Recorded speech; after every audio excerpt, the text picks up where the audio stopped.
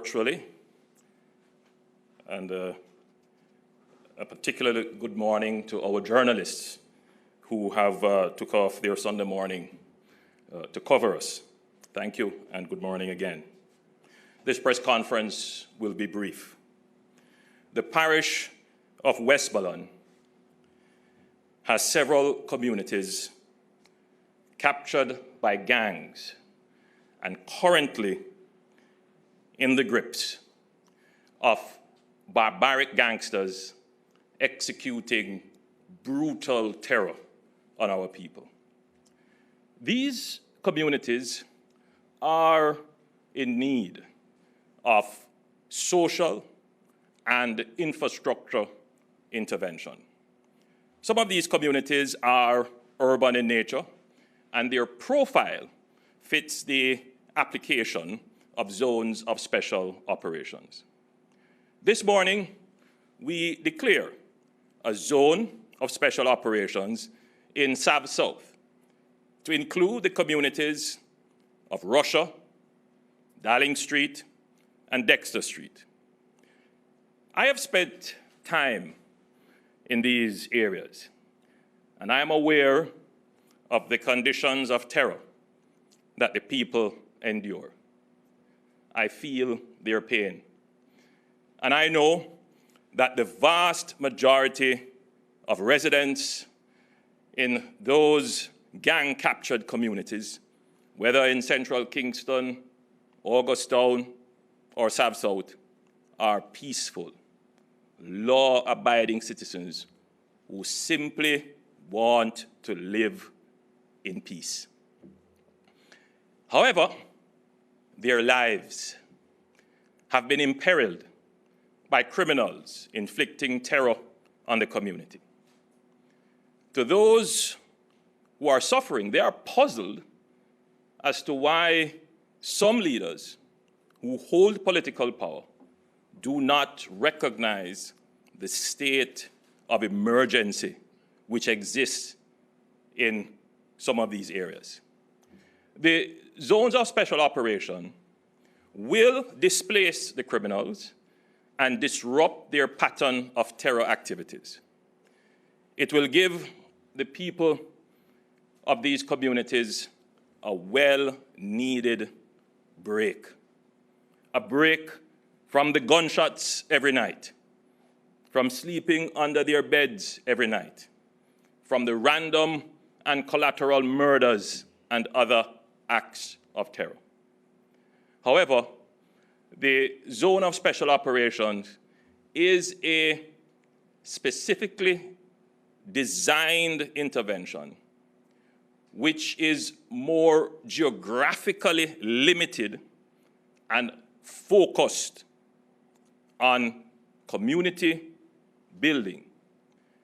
So in addition to the security element, it has a heavy community intervention, social intervention, and community building component, which must be properly organized. So it's not merely a matter of the mobilization of forces into an area. The zone of special operations has to be well-resourced. And this means that it has to be planned. And this planning can take several months. So the zone of special operation, therefore, is not an immediate response tool. And you would have seen the lag time between the cropping up of issues in, say, central Kingston and the time it would have taken to mobilize the security resources to ensure that they can be dedicated, but to also mobilize and identify the community intervention, the social intervention resources to ensure that it is sustainable. So yes, it is a crime-fighting tool, but more so, it is a community and social intervention, community building tool, which is not immediately available as problems crop up. Given the current murder and terror situation facing larger geographical areas, which is over and above the capacity of normal law enforcement. And this is a point that I wish to emphasize. The situation that we are experiencing in murder in the country and in shootings and in the possession of illegal guns is not normal. Granted, for the last 3 decades, we have seen this increase in murders, in shootings, and the illegal possession of weapons. And for some, they may take the view that this is the normal state of existence in our free and democratic society. This perspective also leads to not just the acceptance, but it has dulled the emotional response to this level of crime and violence. There are some people who just no longer care. It has been normalized. I still care about every life that is lost in this country. And I do get very concerned, emotional, yes, because it shouldn't be in this beautiful country of ours. And I think every single Jamaican needs to reflect on this. Those who give succor to criminals, those who give protection and hide them, those who keep quiet and don't share information, and those who object to stronger measures to address the rise in this terror that is affecting us, and those who block the government's efforts from keeping the people safe. There is need for more immediate and extensive response. The form of the response requires special powers in the form of a state of public emergency, which is lawful under the Emergency Powers Act, but requires the parliamentary support of the opposition to allow its extension beyond 14 days. The opposition has not in recent times, in terms of recent declarations of SOEs, given its support. The government, therefore, has to use the tools that are available to it because we intend to keep the people safe. We intend to save lives and protect communities. And you would have seen the declaration now of 2 additional zones of special operations. As much as we can find the resources, we will continue to do so. But as I had explained earlier, this is not an immediate response tool. The SOEs are designed to be immediate response tools. They are designed to give larger areas of protection rather than the very narrow, geographically focused, community-focused zones of special operations. The police, as you would have seen, is conducting several dynamic operations, resulting in the recovery of firearms, the interdiction of gangs, including a gang that has captured one of the communities that we are now going to declare, as a zone of special operations. There is an argument in the public domain which would want to see the government's response to crime return to the days when the use of force ultimately meant the use of violence. To return to a period of time when the use of our police force placed the good reputation, the public support of the police force in jeopardy. Where extrajudicial actions where the police were accused of acting in such ways. I believe we have learned from that period of time that our police force cannot be a force of violence. Our police force is a force of good. It obviously makes our job that much more difficult. But you cannot fight terror and barbarity with terror and barbarity. So we will pursue criminals. We will overcome this terror. We will do it within the law.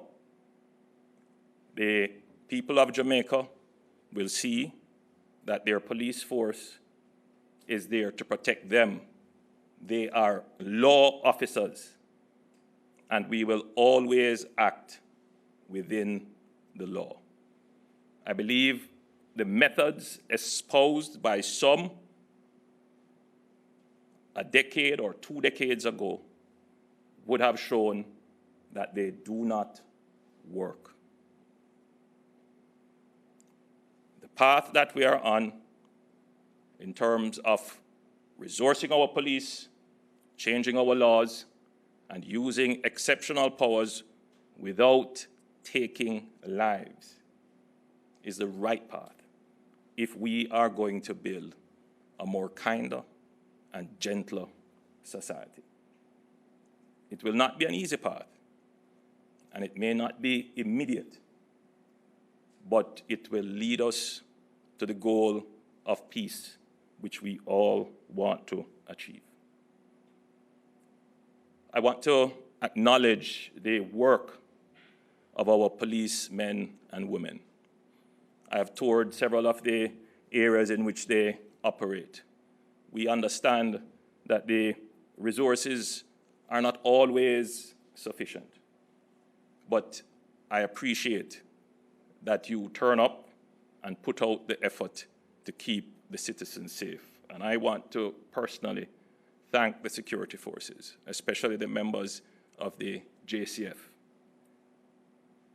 in keeping our country safe during this very difficult time. Thank you. I have one more thing to do, which is required for the public declaration.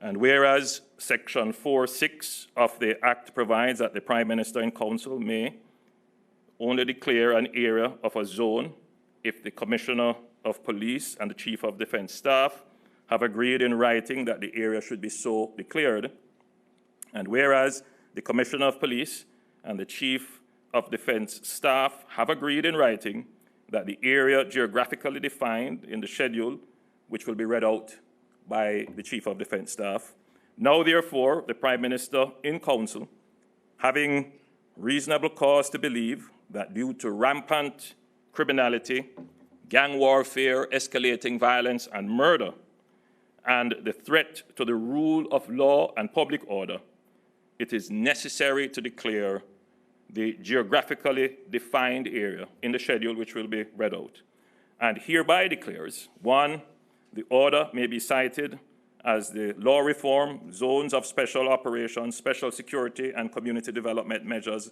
Sabah Lamar Zone Order 22. And 2, the area having the geographical limits specified in the schedule is a zone of special operations for the purposes of the Act. And 3, the said zone shall operate for a period of 60 days. Thank you. I will now call on the Commissioner of Police.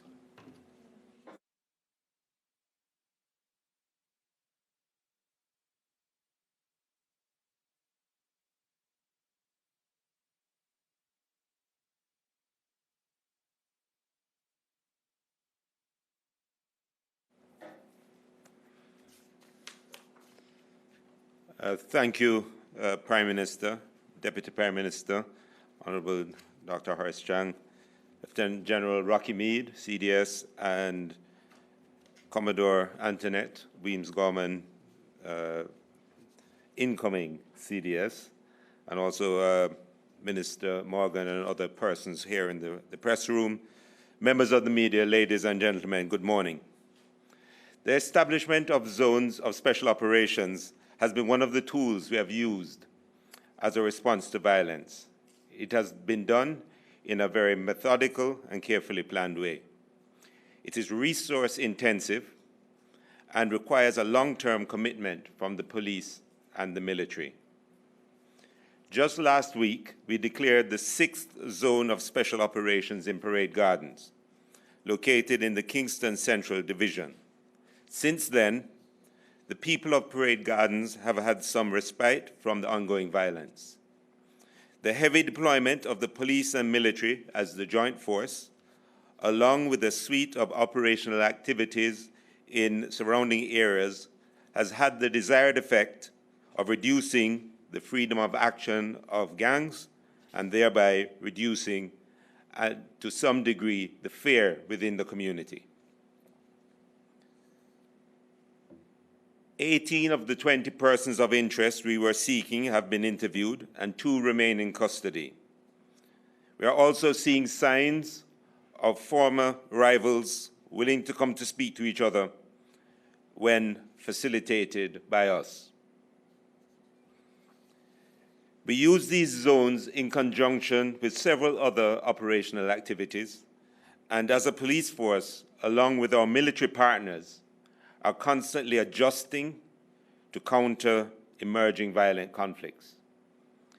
The heavy use of intelligence and some adjustments to our responses has led to the seizure of 9 firearms and the arrest in Mountain View of a significant figure in the illegal arms trade. In Westmoreland, intelligence has led to the arrest of persons within the past few days in the Whithorn area who are wanted for murder and other crimes. At the same time, our gang unit within CTOC has arrested 9 members of one gang, 4 of whom were previously before the court on anti-gang charges. However, for 2021, Westmoreland accounted for 128 murders, an increase of 60% when compared to the corresponding period of 2020. Which is the 4th highest number of murders recorded among all police divisions. These were mainly due to violent gang conflicts and the murderous propensity to resolve differences or solve issues with extreme violence and with the use of illegal firearms. This year has started off in a similar way in the parish, and so we are responding accordingly. It is in this context and in consultation with the CDS that we requested a zone of special operations in the southern part of the Sabah Lamar community as Jamaica's 7th zone of special operations. The zone encompasses the epicenter of gang activity in this part of Westmoreland and is among the top 10 communities with the highest murders across the country. Particularly poor infrastructure and blight has increased the community's vulnerability and has raised the level of concern on the circumstances of this relatively small but significant community. The fear in the community is very real, I was there a few weeks ago, and as we conducted surge operations in the Dowling Street, Ricketts Street, Dexter Street area, and you could see people suffering from violence fatigue. They were very aware of the utter disregard for life displayed by some of the criminals in the area. It's another unfortunate reality that in 2021, we placed 26 children before the courts for violent crimes, murder, gun crimes. And a number of them were members of gangs. And also that last year, 30 of the persons who were charged for murders, shootings, illegal possession of firearms, and other crimes were able to commit other offenses whilst on bail. As we engaged the residents during my visit, reassuring them of our resolve to pursue the criminals and keep them safe, they themselves expressed their own appreciation for the police being present in their community, for the military being present in their community, and this is our long-term commitment to the community. These residents want sustained peace and safety so they can get on with their lives unencumbered by active gangs and the violence they incite. Even as we use the zone of special operations within the limited boundaries of the declared space in Savannah-Lamar, we will continue to carry out a range of law enforcement activities in the rest of Westmoreland, and you will see the benefits of this in the ensuing weeks and months. The JCF is intent on continuing to take strong action to defend every community from intimidation. We don't have days off. And to this end, we will, to the fullest extent of our capacity, continue to use the tools available to us to pursue and apprehend the criminals for as long as and as many times as it takes. Once again, we ask for the patience, support, and understanding of residents and persons doing business in or transiting the declared area. The public can assist by contacting Crime Stop at 311, by contacting the Westmoreland Police if you have information or any need, by complying with the requests of the security force officers at checkpoints, adhering to curfew guidelines, and also by being in touch with us if there are any breaches by our own members. My police officers are resolute. We'll continue to work with all our stakeholders and partners to bring this level of violence under control. We'll do our best to keep you safe. We'll do it professionally, with respect, in keeping with the rule of law, and we will remain a force for good in Jamaica. Thank you.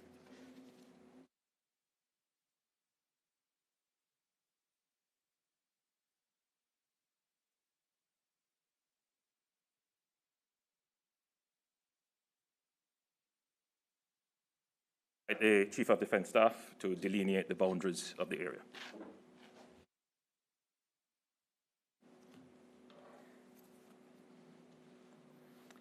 Thank you very much, Prime Minister, Deputy Prime Minister, Minister of National Security, Minister without portfolio in the Office of the Prime Minister, Robert Morgan, Commissioner of Police, CDS designate, other members present, citizens of Jamaica, members of the press, ladies and gentlemen, good morning.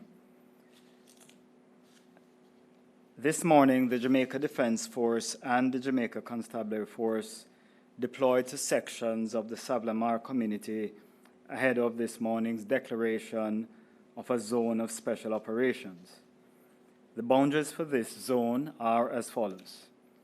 To the north, beginning at the northern end of Seaton Crescent in the vicinity of the Mangrove, on the eastern side of the Goodens River, The boundary extends in an easterly direction along Seaton Crescent, then north to Morris Street, then south onto Great George's Street to the intersection with Rose Street. Then northeasterly along Rose Street to the Segree Street intersection with Hudson Street. To the east, the boundary then extends southerly from the intersection of Segree Street and Hudson Street and continues along Hudson Street, then along the water feature to the east of Hudson Street to the shoreline. To the south, the boundary continues in a westerly direction along the shoreline from where the water feature terminates to the mouth of the Goodens River. To the west, the boundary then extends in a northerly direction from the mouth of the Goodens River to the northern end of Seaton Crescent in the vicinity of the mangrove on the eastern side of the Goodens River. The Prime Minister outlined the fact that the circumstances we face are not normal. If I may add a little context to the Prime Minister's point, we consistently have murders in the mid to high 40s per 100,000. That's not normal, whatever measure we want to use. Whether we want to use the measure of the Latin American and Caribbean region, which is the highest region in the world, at averaging about 16 per 100,000, or whether we're ambitious enough to use the world norm, which is about 6 to 7 per 100,000, or even if we want to set a higher norm than the highest region in the world, over 40 per 100,000 is not normal. The Jamaica Defense Force would like to renew its commitment that while we're facing abnormal security circumstances, we commit to supporting the Jamaica Constabulary Force in this most significant of their mandates. The ZOSO will give the security forces temporary additional powers of search, arrest, and detention. We believe that this is necessary in order to give the security forces the necessary space to carry out the operational tasks that will be required to help bring a sense of normalcy to the community. While we acknowledge that persons may be concerned about the implications of the internal security operations as they go about their daily business, we want to assure the citizens that both the JDF and the JCF service members have been adequately trained and oriented to ensure the protection of human rights for all Jamaicans. We will continue this approach with the Savannah Lamar ZOSO, and we urge persons to acquaint themselves with the regulations and requirements governing a ZOSO in order to easily and conveniently transit the area and go about their lawful business in a compliant manner. During this period of the ZOSO, citizens will encounter various operations, including vehicle checkpoints, mobile patrols. The purpose of these operational activities is not to inconvenience citizens, but rather to add a robust element of security for residents as well as other citizens transiting the area. This is part of the long-term measure for youth and community engagement to change the culture of violence in Jamaica. We also necessarily need to continue to build out the national security and justice system, and we also need to take measures to cauterize the excessive levels of homicides we have. It's all a part of a multifaceted approach for a long-term sustainable solution. As noted before, a critical element of our success will be the cooperation and support we receive from residents of the community, and we therefore encourage you, in addition to the JCF tip line of 311, to call also the JDF tip line 876-837-8888. In closing, let me reaffirm that the JDF and JCF are committed to achieving success in Savlamar as well as all the other areas of special operations, indeed in all areas of Jamaica. We welcome the continued support that we have received from citizens and various groups, including the private sector, as we strive to achieve lasting and sustainable peace within our communities. Thank you very much.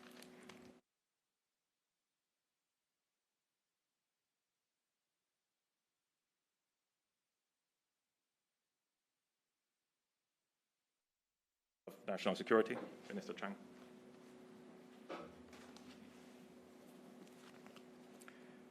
Thank you, Prime Minister.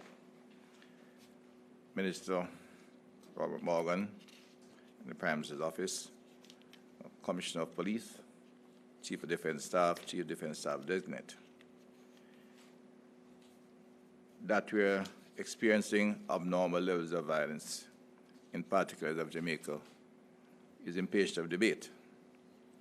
Statistics today indicate that homicides are moving ahead of the rate of 2021. It's a significant number. 3 parishes and 4 divisions account for most of this increase.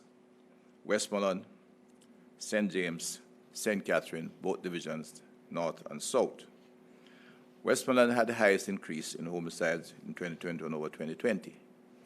They have shown in this year an increased propensity of severe violence designed to kill, maim, and inspire fear. Jamaica considered force in taking decisive action to not only curb this rise, but restore order and public safety. Curfews, cordon search, additional officers to the geographic division, and specialized units to apprehend perpetrators have been sent to Westmoreland. There have been some success, but more will be done. This morning's declaration of a zone of special operation is yet another tool to focus on the most violent district in the urban center in Westmoreland. It will not only restore order in a limited geographical area, it's designed to disrupt and to some extent disperse the gangsters who operate in the area. Dispersion is not necessarily welcome, but dispersing them from the areas in the clear phase of the zones of special operation will have them like rats scurrying from their holes. They are easier to identify and apprehend. The officers of the JDF and the JCF are alert. The JCF, supported by the JDF, with the support of the entire government, is moving aggressively to attack the criminal elements at all fronts. We'll examine what other law enforcement tools can be brought to bear on this issue in the area of the zones of special operation. How existing tools can be combined in innovative ways in the zone of special operation to reduce violence and restore peace and public order. We recognize we're in a war with violent and heartless criminals, but we will not relent. It's a war we'll win. We will continue to strengthen the Westmoreland Police Division with resources that are available in the short term. But your government is making every effort to ensure that the resources, the human and technological resources, are made available to the brave men and women of the Jamaica Constable Force to overcome this cancer of violence, especially in the parishes named. So more will be done, and we'll continue to work to ensure that the legislative framework is developed, as well as the resources are provided to provide our men and women of the security forces the tools to overcome the challenge. Thank you.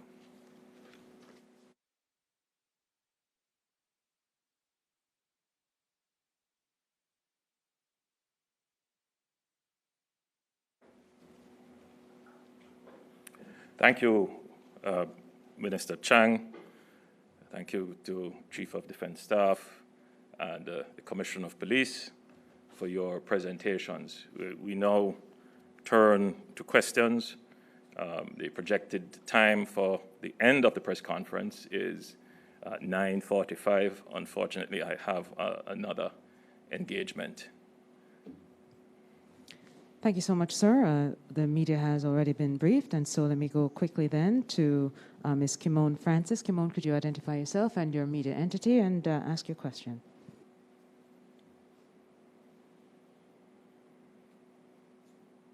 Apprehended 2 suspects in the killing of former Haitian President Moise, who allegedly entered the country illegally. What does this say about Jamaica's borders? And is Jamaica a safe haven for international criminals? I'll allow the Commissioner of Police to respond.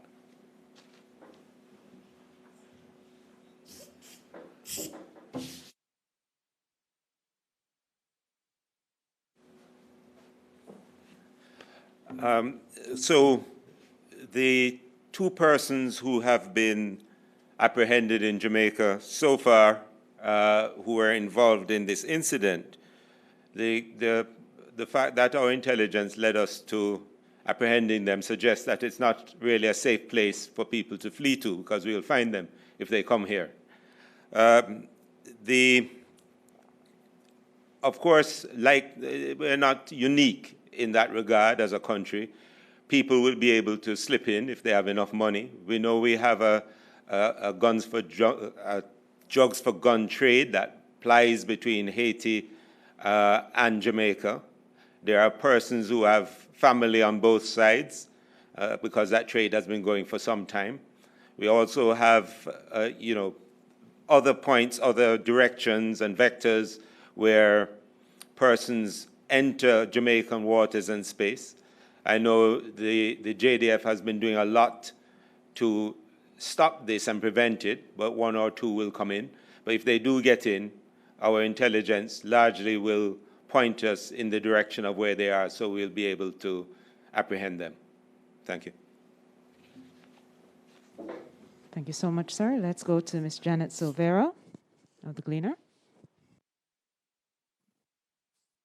Thank you very much. My question is to the Prime Minister.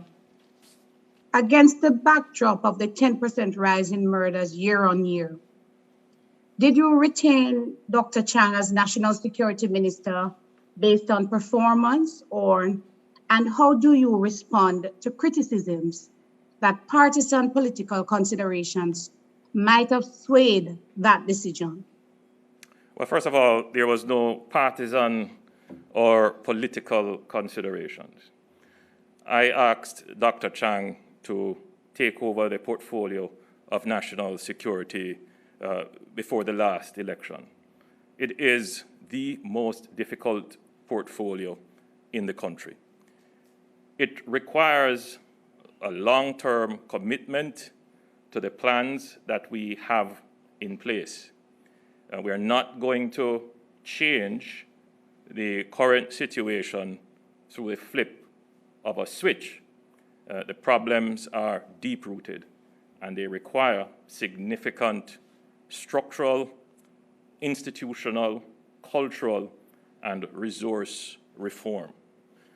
These take time, particularly the legislative, particularly the policy, and the structure. What you're seeing before you now is a police force that is far more intelligence-based than at any time ever. What you are seeing now is a direction of resources into our security apparatus that gives us domain control on land and at sea, to the point where if you believe you're going to enter Jamaica illegally and stay here, you have another thing coming.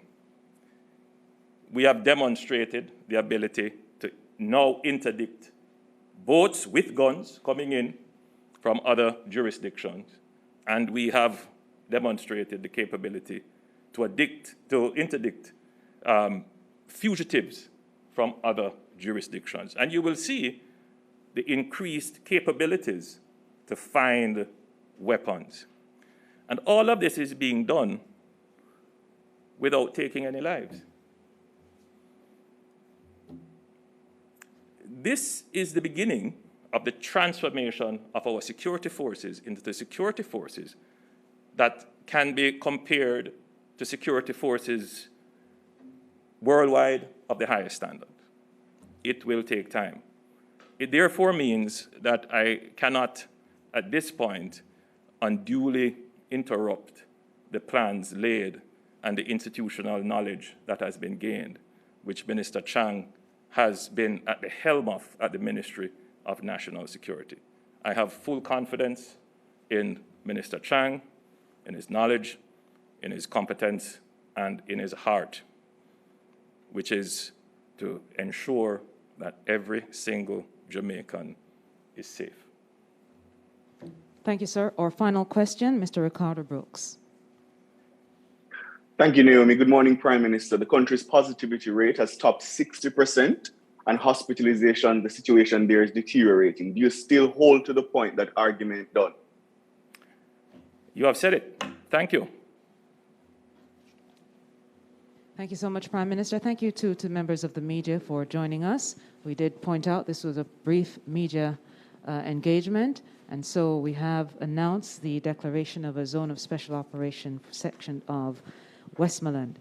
Thank you to the Prime Minister, the Most Honourable Andrew Holness, the Deputy Prime Minister and Minister of National Security, the Honourable Dr. Horace Chang, the Honourable Robert Nesta Morgan, the Minister without Portfolio in the Office of the Prime Minister, Major General Anthony Anderson, the Commissioner of Police, Lieutenant General Rocky Mead, the Chief of Defence Staff, as well as the incoming Chief of Defence Staff, Commodore Antoinette Weems Gorman. Ladies and gentlemen, thank you so much for joining us. We wish you a pleasant Sunday afternoon.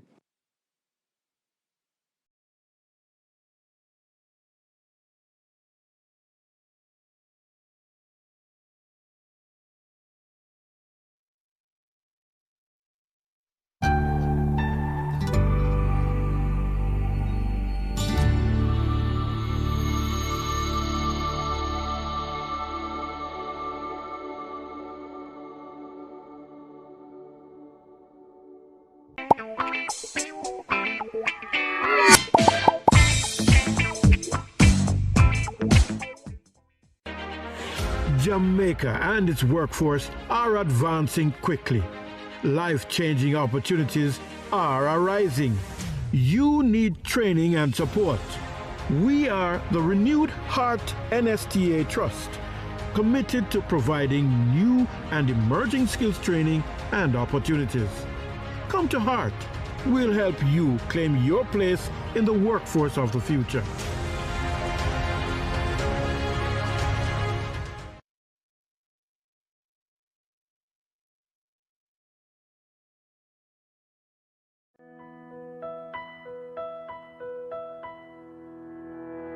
In these uncertain times, we must be resilient. We must strive to work